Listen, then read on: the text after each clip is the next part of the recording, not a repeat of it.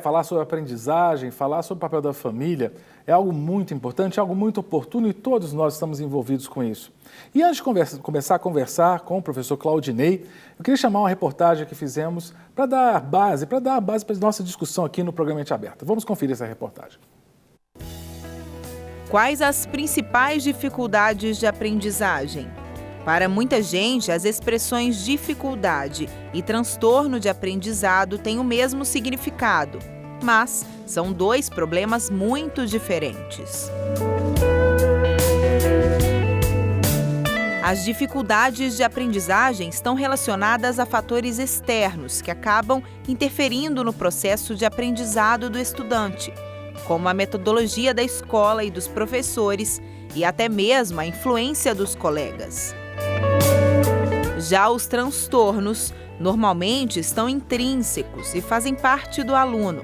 Podem ser causados por disfunção neurológica, química, fatores hereditários ou imaturidade.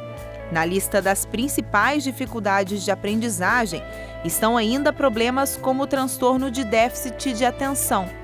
E nesse processo, a ausência da participação da família no ensino-aprendizagem dos alunos pode ocasionar baixo desempenho e até mesmo a repetência escolar. Pois é, a nossa reportagem trouxe bem clara a diferença entre o transtorno e a dificuldade. O transtorno como um processo interno que merece um tratamento, acompanhamento pedagógico, psicopedagógico. Mas vamos focar hoje as dificuldades, né, Claudinei? Você não só é um educador, mas também é pai. Uhum. Você não é só um educador profissional, você também é um educador lá dentro de casa. Uhum. Claudinei, quais seriam as maiores dificuldades que hoje os alunos têm encontrado para aprender os conteúdos? Bem, Cássio, são muitas, né? A gente tem realmente uma lista enorme de dificuldades que os alunos acabam enfrentando. Mas eu acho que tem, principalmente, a disciplina de estudar. Né? É algo que a gente ensina desde cedo na vida das crianças. Então não adianta a gente pensar que vai colocar uma criança numa escolinha e que ela vai desenvolver o hábito do estudo, que ela vai gostar de estudar, que não vai, ela vai gostar de brincar. Né? Então o hábito do estudo, ele precisa ser praticado onde? Além desses momentos escolares, ele precisa ser praticado em casa também. Aí é que é difícil. Aí entra a questão familiar na história. Por quê? O Brasil, historicamente, não é um país que tem por cultura manter as suas famílias em cima da educação dos filhos, por uma série de razões. Uma delas é a dificuldade dos pais de um deles deixar de trabalhar quando chega o filho. Né? Então a gente tem a lei da maternidade, ali, daquele período de ausência do trabalho, que é 4 ou 6 de acordo com a empresa, é um acordo que se faz com a empresa, entre empresa e mãe, né? E a genitora, e onde você tem a possibilidade de ficar um período em casa. Mas passado esse tempo, a mãe normalmente ela precisa voltar a trabalhar. Invariavelmente ela retorna ao trabalho. Não é nem por gosto, né, Cláudio? Não é nem porque ela quer. E, olha, na grande maioria das vezes, as mães deixam os filhos com alguém a contragosto e com muita dor no coração. Sim. Mãe realmente, como diz, né? Por ter gerado a criança, ela tem o cordão umbilical, por mais que tenha sido cortado, ela tem um cordão de coração ali, de alma, de emocional muito forte, né? Muito mais até do que o pai. E aí ela tem que deixar, sem mesmo ela querer aquilo. E aí começa a surgir os primeiros problemas na geração do desejo de estudar e tudo mais. Onde que entra a família nessa história? A família entra naqueles momentos de lacuna, nas oportunidades que tem. Né? Então, pensando como pai, que nós somos pais, eu vejo a minha casa, nós desde cedo desenvolvemos o hábito da leitura na vida da minha filha, que ajuda ela no momento antes de dormir, no momento da tarde, quando ela chega da escola, a gente sempre tem aquele momento de descontração e depois vamos para uma leitura de uma história muito bonita, muito gostosa. Né? Claudinei, eu não quero cortar teu raciocínio, não, entrando, né? Porque eu estava lá na cerimônia de posse, né, quando você assumiu a Faculdade Batista, você é o novo diretor da Faculdade Batista de Minas Gerais, aí você acabou confessando a sua idade lá, né, no 4.6? 7. 4.7? Com muito orgulho. Com novinho, assim, não parece. Mas novinho, não parece. É só o que você quer.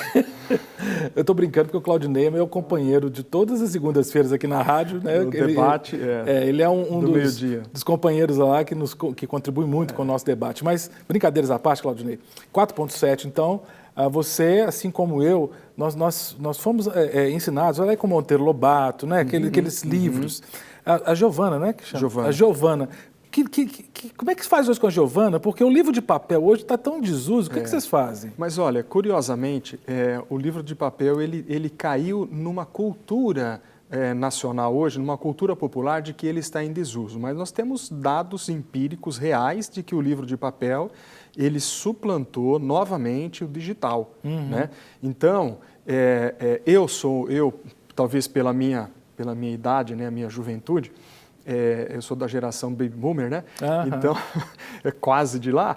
Então, ainda a gente usa o livro de papel em casa porque é a melhor forma de você mostrar desenhos, imagens, figuras e ilustrações. E a leitura é mais gratificante. Mas qual é o tipo de livro que se lê? Esse que é o ponto interessante. Por quê? Porque você tem... Para leitura escolar, já tem a matéria para ser lida, aquele conteúdo que vem da escola e que precisa ser lido, precisa ser conhecido para que possa ter um bom aproveitamento. Algo que eu sempre digo para minha filha é assim, olha, não importa que nota você vai tirar na sua prova, importa o quanto você aprendeu dessa matéria, o quanto você aprendeu sobre essa disciplina.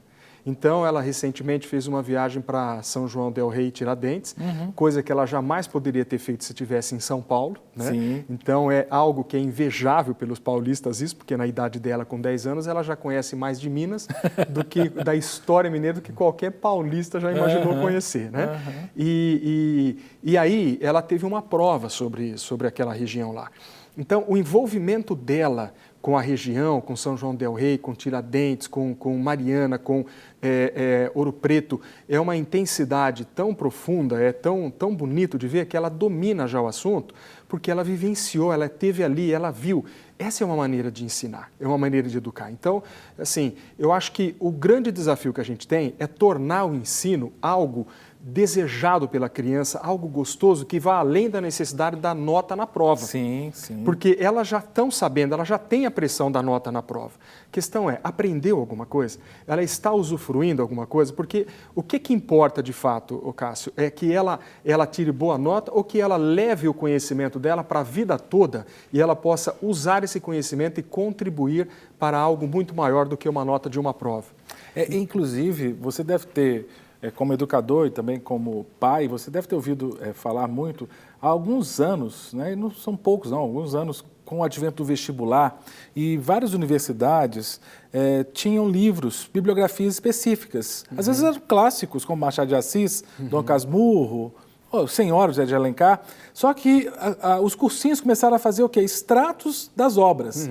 Então o estudante, ao invés de ler o texto completo, lia um resumo, um resumão do que ia cair na prova. Esse pragmatismo acaba com na verdade, a educação, né? O que de fato acontece num caso desse é que você está valorizando muito mais o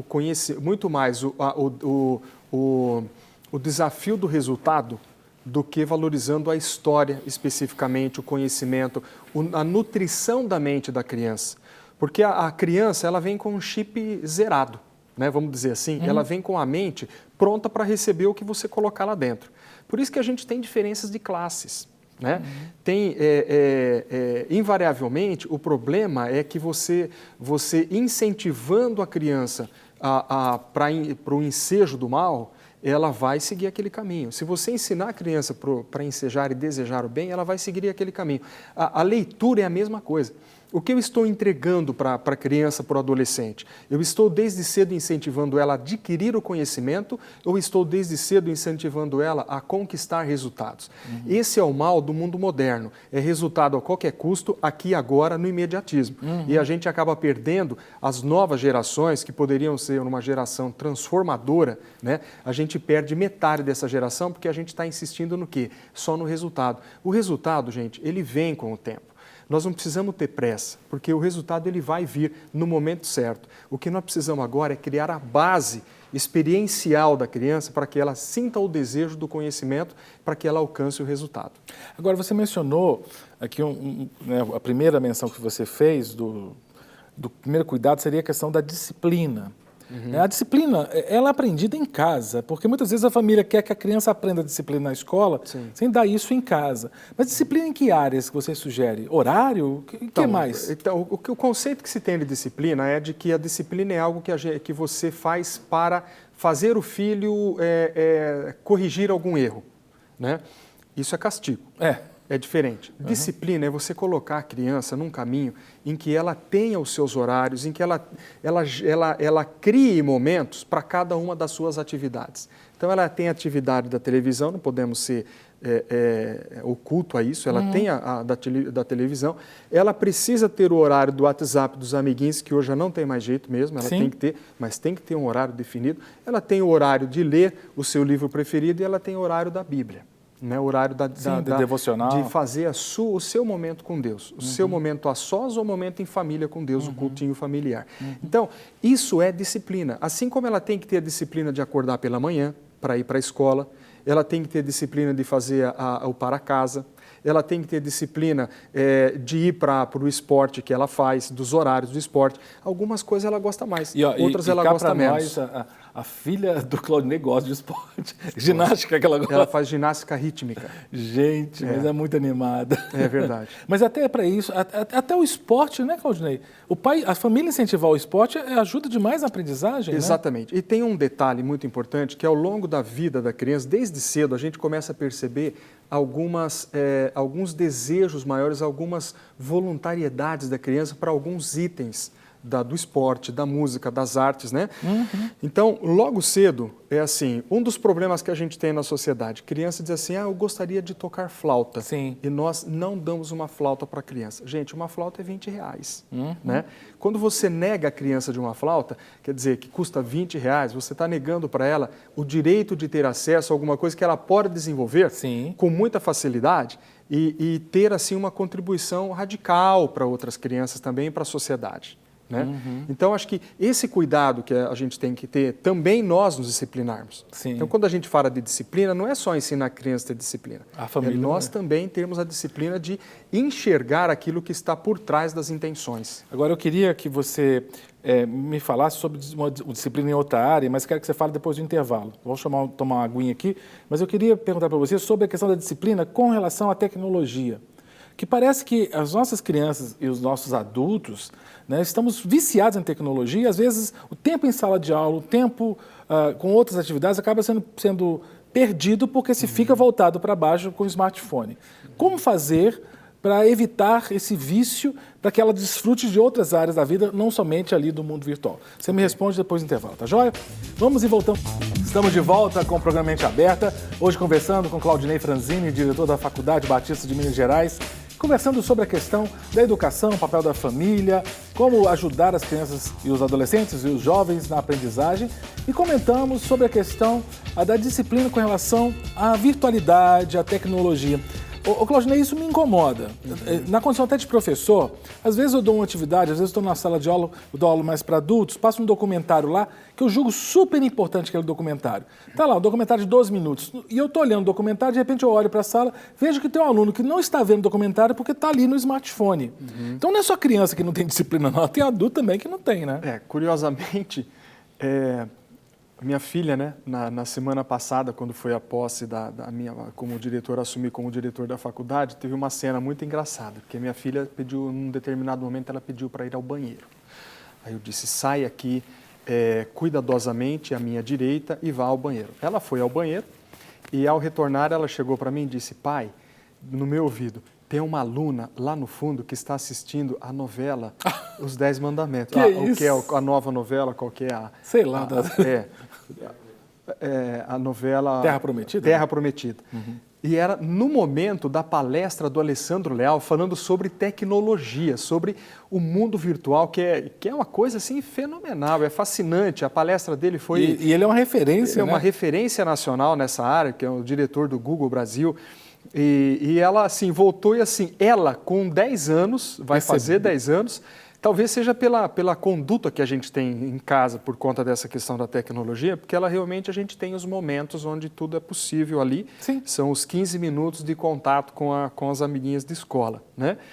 Que ainda, aliás, usa o telefone da mãe para fazer o contato com as amiguinhas de escola. Ela não tem telefone celular. Então, assim, a sua pergunta, ela é uma pergunta que eu acho que ela tem que ser quase que retórica, a resposta dela. Porque, de fato, nós vivemos um momento hoje onde a tecnologia é o novo vício da humanidade, né? Nós já tivemos a era do cigarro, já tivemos a era das drogas, ainda tem problemas com drogas, mas hoje a tecnologia ela está muito mais acirrada. Então, hoje, para você conseguir a atenção das pessoas, É verdade. né, em qualquer ambiente, você está num restaurante e olha para os lados e você vê, assim, às vezes, casais em família, e não vou nem dizer dos outros, nós mesmos estamos, assim, numa situação deplorável, porque nós nos tornamos dependentes, nós não somos mais usuários de tecnologia, nós somos dependentes da tecnologia. Então, quando você pensa que você pode estar falando com qualquer pessoa em qualquer lugar do mundo, online, on time, né, é uma coisa fascinante, fascina. Aí entra o quê? Entra o cuidado da família para poder ensinar a criança e a si próprio essa questão do respeito com o ser humano também. Um dia desses eu me lembro que a gente estava debatendo na nossa programação do meio-dia de segunda-feira, no debate que você dirige às segundas, da Rádio Super, e o tema era justamente a questão da tecnologia. Não sei se você lembra disso. Claro. Na outra sessão discutimos a questão do Pokémon, Pokémon Go e tudo mais. Eu me lembro que eu disse uma frase, eu tenho um conceito comigo que é o seguinte: tudo o que tira a possibilidade das pessoas interagirem entre si, olho no olho, um contato humano, coração com coração, pessoalmente, alma com alma, presencialmente, corpo a corpo, é algo demoníaco. Então, eu penso o seguinte: se a tecnologia está me privando de ter um relacionamento saudável com as pessoas que estão ao meu redor, isso pode ser em sala de aula, isso pode ser numa mesa de jantar, Sim. Isso pode ser no trânsito, isso pode ser em qualquer ambiente de trabalho ou de lazer ou familiar, alguma coisa errada tem ali. E se há alguma coisa que está impedindo esse diálogo, esse contato, esse relacionamento puro e saudável, como Jesus teve com seus discípulos, esse erro nada mais é do que um pecado humano. Porque ele está dominado por algo que o controla, que impede que ele desenvolva bons relacionamentos. O que é a vida do cristão, a vida do ser humano, da humanidade, seja cristão ou não, se não é o relacionamento? Sim. Nada. Então, se a tecnologia, com toda a sua bondade, com toda a sua energização do planeta e as possibilidades de bem que ela tem, ninguém está dizendo que não deve se ter tecnologia, mas se ela está interferindo no bem-estar dos seres humanos, né, então alguma coisa de errado está. Por outro lado, nós também temos que lembrar que essa mesma tecnologia que impede que eu e você desenvolvamos um bom relacionamento por conta da interferência que ela nos causa, ela, por outro lado, está conectando pessoas no mundo todo. Então, tem sempre os dois lados. O que se não pode ter é o excesso. Assim como o excesso de refrigerante, o excesso de futebol, o excesso de prazeres que às vezes é a glutonaria, às vezes é o prazer excessivo de restaurantes, a glutonaria de comidas. Sim. É uma série de excessos que todo mundo tem que se cuidar, né? São os 7 pecados capitais. Sim, o abuso, né? Eu acho que nós entramos no 8º pecado capital, que é o pecado da tecnologia excessiva. Interessante. Porque no caso, vamos pensar, você é diretor de uma faculdade, a gente lida com adultos. Mas vamos pensar, por exemplo, com relação a crianças e adolescentes. Porque o adulto pressupõe-se um ser autônomo, que deveria ter controle das suas ações e das suas decisões. Então, por exemplo, se ele está ali na faculdade, ele paga a faculdade. Se ele paga a faculdade, ele tem o direito de ter uma boa aula. Sim. E está tendo uma exposição e tudo mais, de repente ele gasta o tempo que ele deveria estar assistindo uma exposição para ficar no celular. Você fica, meu Deus, mas esse cidadão aí... Mas eu acho que na faculdade, recolher celular e tudo mais, um processo que posso estar enganado, mas depois você comenta. Mas eu quero completar.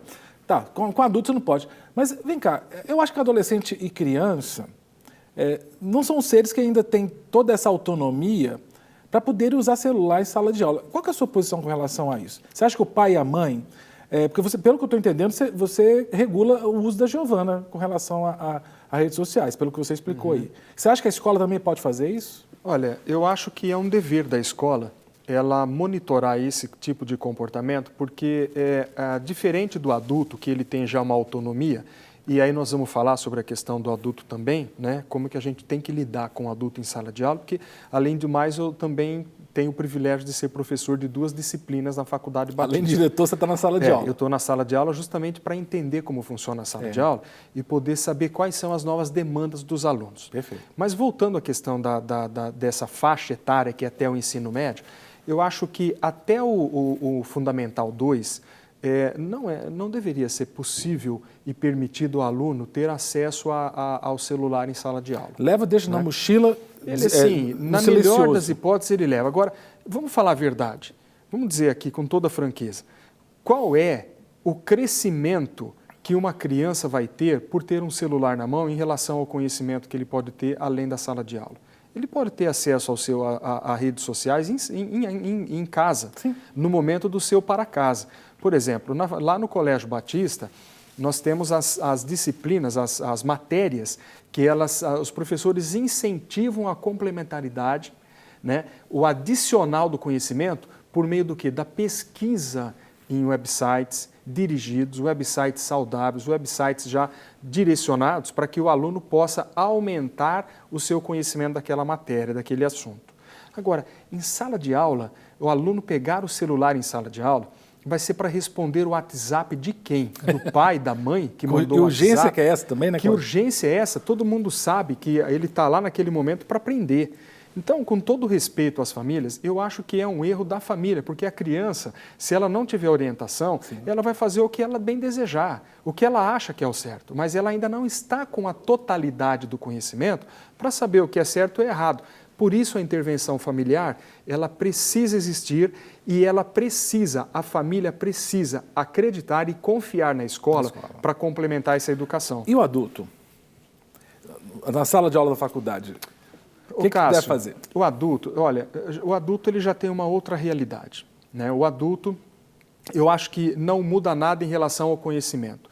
A diferença é que quem paga a escola do filho, do garoto, é o pai, a mãe, é o responsável financeiro. O adulto, quem paga a sua faculdade é ele mesmo. Então ele tem sim o direito de chegar em sala de aula e decidir se ele vai aprender ou se ele vai curtir o WhatsApp. Aí eu acho que vai muito vamos dizer assim, do conhecimento e da capacidade do professor, do educador, de dirigir aquela aula de uma maneira que ele não precise ver o aluno indo para as suas redes sociais em sala de aula. Né? Eu tenho tido experiências muito interessantes. No semestre passado, eu fiz um teste em sala de aula que foi de proibir os alunos de acessarem redes sociais durante a aula. Eu fui categórico, eu fui muito duro com os alunos. Mas pior que nem no presídio eles conseguem fazer isso, pois é. Na sala de aula. Exatamente. Mas eu fui muito duro com os alunos, uma sala não muito grande. Foi fácil controlar, porque eu ganhei a confiança deles, sim, no primeiro momento, depois eu fui rígido e fui bem enérgico quanto a isso. Já nesse semestre, em sala de aula, eu estou mudando a minha postura. Eu estou incentivando os alunos a me ajudarem a aumentar o conhecimento deles, buscando informações que eles tenham dúvidas sobre o que eu estou apresentando em sala de aula. Então, eu apresento em sala de aula PowerPoints, eu apresento em sala de aula vídeos e filmes, eu apresento em sala de aula discussões e debates, eu leio textos de livro em sala de aula e exijo que os alunos, olhem, vocês têm obrigação de procurar ali se o que nós estamos falando tem complementaridade. Então, invariavelmente, você vê os alunos, eles não estão trocando informação. E aí, imediatamente, um levanta a mão. Tem o seguinte, é que o fulano está dizendo o seguinte, olha, o Kotler disse isso em tal ocasião. E você tem uma aula, principalmente segundo período, que já é quando está todo mundo esgotado, cansado, muito dinâmica, né? Com eficácia, uma aula de aprendizado e de crescimento de todo mundo. E eu estou aprendendo, Cássio, a crescer com eles, né? Porque a sala de aula, ela é, hoje, uma faculdade, ela tem que providenciar para a sala de aula o momento de conhecimento múltiplo, onde todo mundo amplia o seu conhecimento. Não é mais o professor passando o seu conhecimento para os alunos, é o professor sendo um facilitador do conhecimento. É diferente do primeiro ano do ensino lá do infantil, onde o professor vai ensinar até o aluno, muitas vezes, a comer, a se comportar na mesa, né? É diferente. Então, é uma outra pegada. Então, eu acho que tudo tem o seu ambiente, tudo tem o seu momento que precisa ser trabalhado e balanceado. E tudo tem um momento, até de terminar o programa, o chefe está aqui, falou, Cássio, está terminando o programa. Ô, Claudinho, queria conversar mais tempo. Vamos marcar um outro programa? Com prazer. Tá joia? Para a gente conversar um pouco mais, porque foi muito gostoso. Obrigado, querido. Um prazer, honra, Cássio. Viu? Igualmente, viu? Sucesso lá na faculdade. Muito obrigado. Não só como diretor, como professor também. Professor também. E como pai da Giovana também. Muito prazer. Obrigado, Muito querido. prazer. Para receber todas as novidades do canal, inscreva-se. E se curtir o vídeo, clique em gostei. Aproveite para acompanhar a Rede Super nas redes sociais.